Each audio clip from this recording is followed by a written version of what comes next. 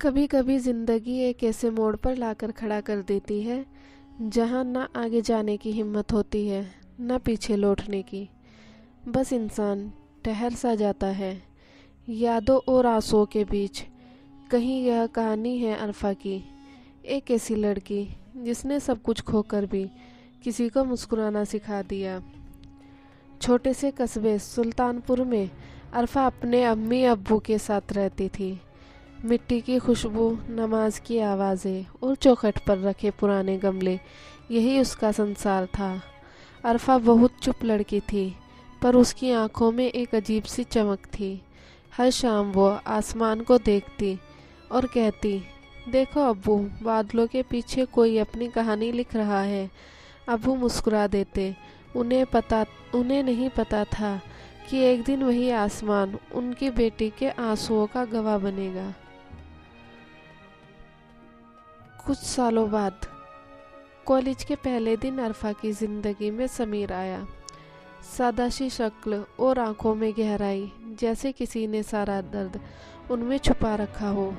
वो दोनों एक प्रोजेक्ट पर साथ काम करने लगे। धीरे धीरे खामोश बातें दिल की जुबान बन गई। समीर कभी खुलकर नहीं हंसता था। जब अरफा ने पूछा, उसने बस इतना कहा, कुछ रिश्ते ऐसे होते हैं जिनका नाम नहीं होता, बस बोझ बनकर सीने में रहते हैं। अरफा कुछ समझ न पाई, पर उसका दिल जाने क्यों उस दर्द की तरफ खिंचता चला गया। सर्दियों की एक शाम, जब आसमान धुंधला था, अरफा ने पहली बार कहा, समीर, शायद मैं तुम्हें पसंद करने लगी हूँ। वो कुछ देर चुप रहा, फिर धीमे से बोला, पसंद मत करो अरफा, मैं किसी का हो नहीं सकता। अरफा का चेहरा सख्त हो गया। क्यों? क्योंकि मैं वादा तोड़ चुका हूँ किसी और से, उसने जवाब दिया। उस रात अरफा ने आसमान की तरफ देखा। बादलों के पीछे कोई कहानी नहीं थी, बस खालीपन था। कुछ हफ्तों बाद खबर आई, समीर का हादसे में इंतकाल हो गया। अरफा ने सिर्फ इतना सुना, गाड़ी पलट गई थी और उसके आगे की आवाज़ें शून्य में खो गई। वो बरसों उसी कॉलेज के गेट पर बैठी रहती जहाँ वो दोनों बातें करते थे। कभी कोई हवा चलती तो लगता समीर फिर से कहेगा, अरफा, बारिश आने लगी है, चलो छत पर चलते हैं। फिर वो आवाज़ अब सिर्फ यादों में थी। वक्त बीतता गया, पर अरफा का दिल वहीं भरा।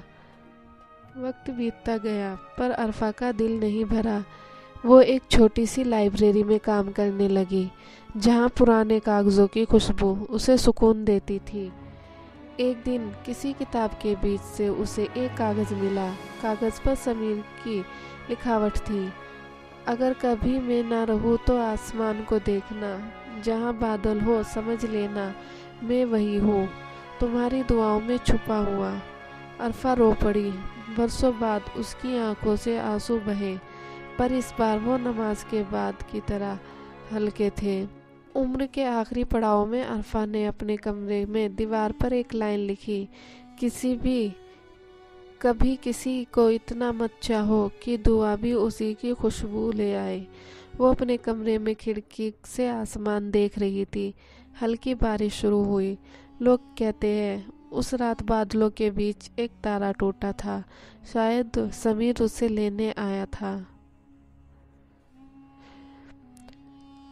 लाइब्रेरी के पुराने रैंक में आज भी एक किताब रखी है, खामोश लफ्ज़, अरफा की कहानी। लोग पढ़ते हैं, रोते हैं और सोचते हैं, क्या सच्चा प्यार हमेशा अधूरा ही रहता है?